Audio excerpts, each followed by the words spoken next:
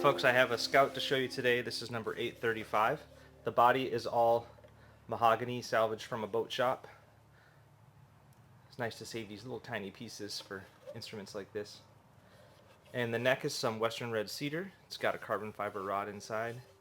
And then some walnut here. It's from a local tree that I harvested.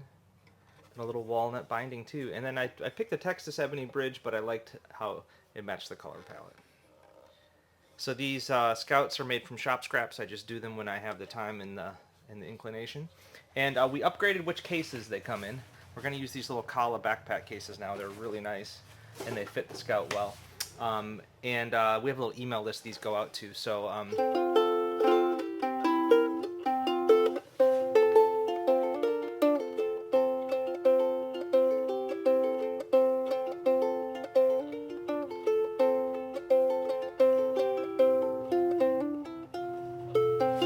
and I like this one because it feels good to strum it nice and loud, but it's a really beautiful, quiet finger picker too.